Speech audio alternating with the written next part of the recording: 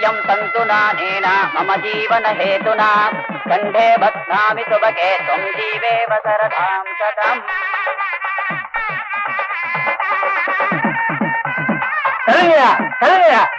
ஒரு வீட்டு வாழை மரம் கட்டிடக்கூடாது. ஓடி சாப்பாடுக்குனே வந்துருங்க. வாய மூடியா வாயாச்சு அங்கே ஊத்துறாங்க இங்க வாய திறக்க.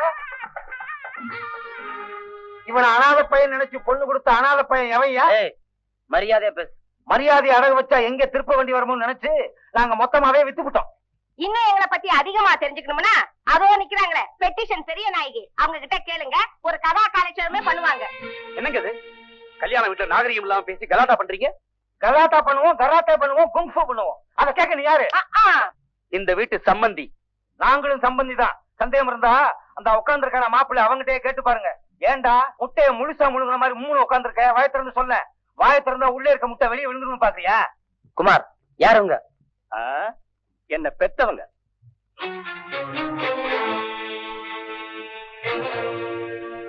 உங்களுக்கு அப்பா அம்மாவே இல்லைன்னு சொன்னீங்களே? இல்லன்னு சொன்னேனே வழிய செத்துட்டாங்கன்னு சொல்லலையே. இவ்வளவு காலம் ஜெயில இருந்துட்டு இப்பதான் ரிலீஸ் ஆகி வந்திருக்காங்க. ஜெயிலுக்கா? நாட்டுக்கு சுதந்திரம் கிடைக்கணுங்கிறதுக்காக ஜெயிலுக்கு போன தியாகிங்க இல்ல நாங்க. வீட்டுக்கு வந்த மருமகளை மண்ணெண்ணெய் ஊத்தி கொளுத்திட்டு அந்த கொலை வழக்குல உள்ள போன வீரங்க நாங்க. இப்படி ரெண்டு பேரும் நீங்க இந்தியாவில பாத்துக்க முடியுமா? மருமகளை கொளுத்துனீங்களா? ஏன்? தீபாவளிக்கு பட்டாசு வாங்க காசு இல்ல, மருமகளை கொளுத்திட்டோம். விவரங்கட்டத்தனமா பேசிட்டு இருக்கீங்களே. என் மூத்த பையனுக்கு 50 சவரம் போட்டு ஒரு பொண்ணை கட்டி கொடுத்தாங்க.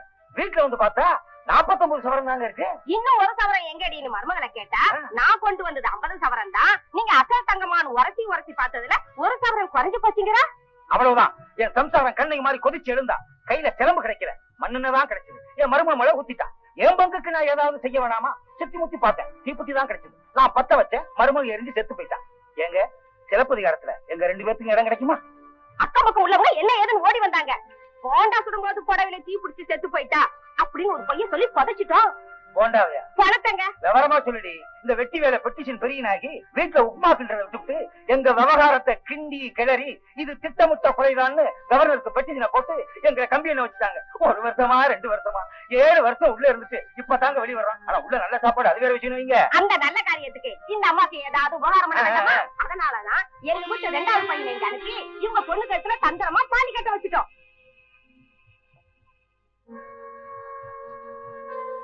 எந்த மாமனாரு மாமியார ஜெயிலுக்கு அனுப்பிச்சாங்களோ இதே வீட்டுக்கு இவங்க வீட்டு பொண்ணே மருமகளா வந்திருக்கிற நிலைமை எப்படி? கதையில ஒரு புதிய திருப்பம் இல்ல?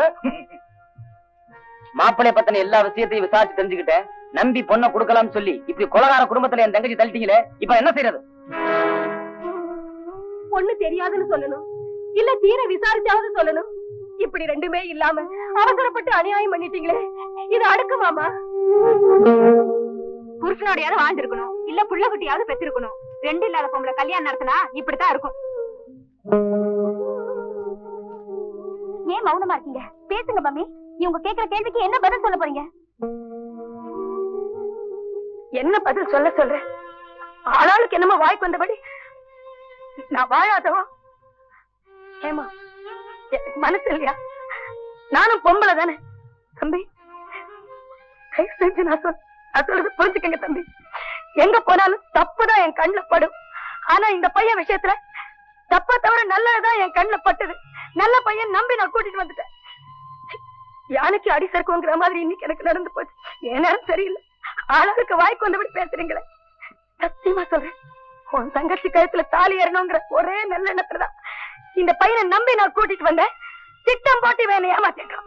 காபி டம்ளர் கழுவுனாலேயே கவர்னருக்கு பெட்டிஷன் போடுவேன். இங்க கல்யாணத்திலேயே சதி நடத்திருக்கோம். தைரியம் இருந்தா பெட்டிஷன் போடுவ பாக்கலாம். அது எப்படிங்க எழுத முடியும்? எழுதுனா போர்ஜரின்னு மாப்பிள்ளைய சேர்த்துல உள்ள தள்ளுவாங்க. அப்புறம் பொண்ணோட கேதி சரி நடந்து போச்சு. பொண்ணை நம்ம கூட அனுப்பி வைக்கிறாங்கன்னு வச்சுக்கோங்க. நம்ம வீட்டுல எப்பவும் மண்ணெண்ணெய் தீப்பெட்டி ஸ்டாக்ல இருக்கு. ஆண்டாளு விதி சிரிக்குது சிரிக்குதுன்னு சொல்லுவாங்களே, அது சிரிச்சு நீ பாத்திருக்கியா? பார்த்ததே இல்லைங்க. இப்ப பாரு.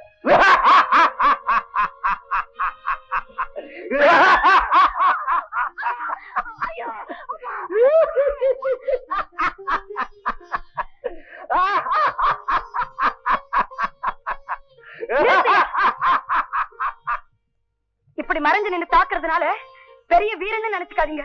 இத பாருங்க, நியாயமா நான் செஞ்ச காரியத்துக்கு தண்டனை கொடுக்கணும்னா என்ன தண்டிச்சிருங்க. தயவு செஞ்சு அந்த அப்பாவி பொண்ணை தண்டிச்சிடாதீங்க. பாத்தியாடி, அடுத்தவங்க வீட்டு பிரச்சனைன்னா அப்பவே பெட்டிஷன் எழுதி கொடுக்கறவங்க தான் பொண்ணு வாழ்க்கைன்னு சொன்ன உடனே கண்ணீரால கர்ணம் கொடுக்கறாங்க. தூண்டில்ல மாட்டின மீனே துடிக்காம இருக்குமா? என்னடா பாத்துக்கிட்டு இருக்க? முகூர்த்தம் முடிஞ்சு ராகல் ஆரம்பிச்சிருச்சு. இதான் நமக்கு ஆகி வந்த நேரம். மருமகளை கூட்டிட்டு புறப்படு. போலாம். ஏண்டா எங்களை ஏமாத்தி கல்யாணம் பண்ணது இல்லாம என் தங்கச்சி வர கூட்டி பாக்குறியா? விட மாட்டேன்டா. தங்கச்சி என்ன மன்னிச்சிருக்கா. என் புருஷன் வேணும்னா ராமதா இல்லாம இருக்கலாம். ஆனா நான் சீத்தையா தான் இருந்தாகணும். அவர் வீடு வேணும்னா அசோகவனமா இருக்கலாம். ஆனா அது எனக்கு அயோத்திதான். ஏன்னா நான் இந்திய மண்ணில பிறந்தவளாச்சு. அது போதும், புறப்படு. தங்கச்சி சொன்ன கேளுமா, போகாதம்மா. தம்பி, நீ அவங்களை நிறுத்தினது இருக்கட்டும். நீ எதுக்கு ஒரு 51 சவரன் ரெடி பண்ணி வை. அதை நாங்க 51 சவரன் உரசும்போது ஒரு சவரன் குறையும் இல்ல. எதுக்கு நம்ம சேஃப்டியா இருக்குன்னு பாரு. இனிமே நமக்கு எல்லாமே சம்பந்தி வீட்டுல இருந்தே கிடைக்கும். எதுவுமே வாங்க வேண்டியது இல்ல. மண்ணெண்ணையும் தீப்பெட்டியும் தவிர. புறப்படுங்க. வரலாமா?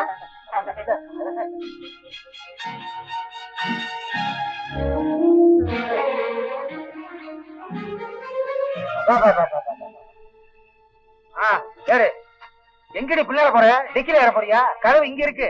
அது வந்துங்க 7 வருஷமா போலீஸ் பின்னாடியே ஏறி பழக்கமா. அதான் 4 பேருக்கு முன்னால மரியாதையாவே பேசவே மாட்டியா? சரி வா. இருங்க. என்ன நீங்க எதுக்கு டாக்ஸில ஏறீங்க? நம்ம வீட்டுக்கு போறதுக்கு தான். அது நம்ம வீடு இல்ல, ஏன் வீடு. என்னோட சுய சம்பாத்தியத்துல வாங்கின வீடு. இருந்தா என்னப்பா, புள்ள வீடு பெத்தவங்களுக்கு சொந்தம் இல்லையா? பெத்தவங்களா? எப்ப நீங்க ஜெயிலுக்கு போனீங்களோ அப்பவே அந்த உறவு முறிஞ்சு போச்சு.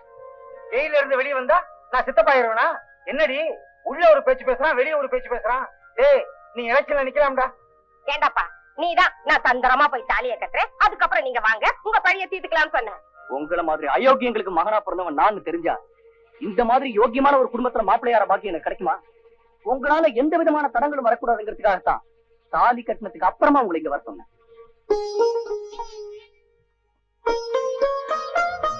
உங்க வரதட்சணை பேராசைக்கு ஒரு மருமக எரிஞ்சு சாம்பலானது போதும். என்னுடைய மனைவிக்கு அந்த மாதிரி குடும்பம் நடக்க விட மாட்டேன். மரியாதை இங்க வெளியே போயிடுங்க. யார பத்திரம் வெளியே போய் சொல்ற? மரியாதையா சொல்றேன். எங்க திட்டத்துக்கு ஒத்துழைக்க போறியா இல்லையா? மண்ணெண்ணையும் தீப்பெட்டியும் மருமகளுக்கு மட்டுமில்லடா, மகனுக்கும் உண்டு. யாரு மேல மண்ணெண்ணெய் ஊத்தினாலும் எரியும். அப்படியா?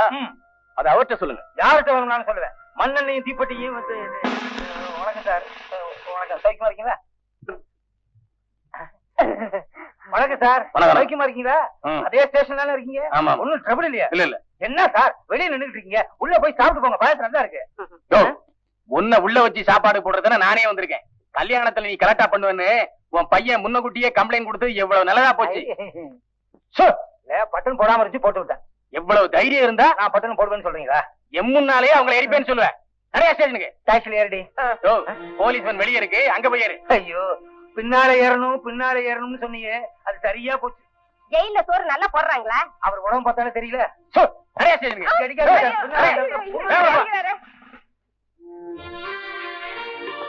என்ன மன்னிச்சிருங்கம்மா. கொஞ்ச நேரம் எங்க அப்பா அம்மாவோட திட்டத்துக்கு நான் ஒத்துழைக்கிற மாதிரி நடிக்க வேண்டியதாயிடுச்சு. கொஞ்ச நேரம் என்ன கதிக்கலங்க வச்சுட்டீங்களே. நான் சத்தியமா சொல்றேன் தம்பி, எந்த முன்விரோதம் காரணமாகவும் நான் உங்க பெற்றோர்களுக்கு ஜெயில் தண்டனை வாங்கி கொடுக்கல. எல்லாம் எனக்கு தெரியுமா. இந்த மாதிரி சலசலப்புக்கு எல்லாம் பயந்து உங்களை மாதிரி சமூக சேவை செய்யறவங்க எல்லாம் பின்னாங்கிட கூடாதுமா. அம்மா, நீங்க வாழ்நாள் பூரா பெட்டிஷன் எழுதிக்கிட்டே இருக்கணும். அதுல மத்தவங்க குறையெல்லாம் தீரணுமா. அதம்மா என்னோட ஆசை. சார், இப்ப நான் உங்க தங்கச்சி அழைச்சிட்டு போலாம் இல்லையா? தாராளமா. வரேங்க வரேங்க.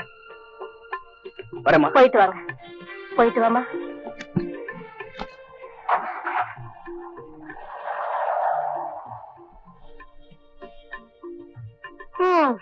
உன் கடமை எல்லாம் முடிஞ்சு போச்சு.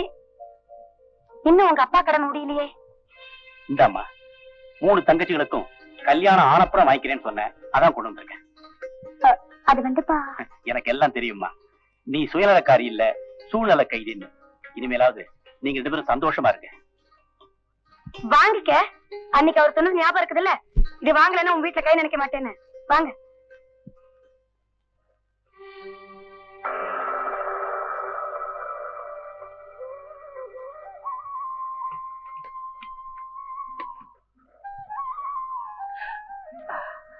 வாங்க. என்னமா இப்ப வர்றீங்க? ட்ரெயின் லேட் ஆயிடுச்சு. செண்பகத்துக்கு வேற சீரியஸ் ஆயிடுச்சு. இமிடியேட்டா ஹாஸ்பிடல் அட்மிட் பண்ணணும். அப்படியா? சாவித்திரி, நீ தங்கச்சாச்சு உள்ள போ, நான் டாக்டரை பண்ணுறேன். என்ன பாக்குறீங்க? அப்படித்தான் அவங்கள தேடி இன்னொரு கடமை வந்தாச்சு. அதெல்லாம் முடியற வரைக்கும் அவங்களுக்கும் ஒரு வாழ்க்கை இருக்கு, அதுலயும் சந்தோஷம் இருக்கு. இதெல்லாத்தையும் மறந்துடுவாங்க. அந்த குடும்ப சந்தோஷம் தான் அவங்களுக்கும் சந்தோஷம்.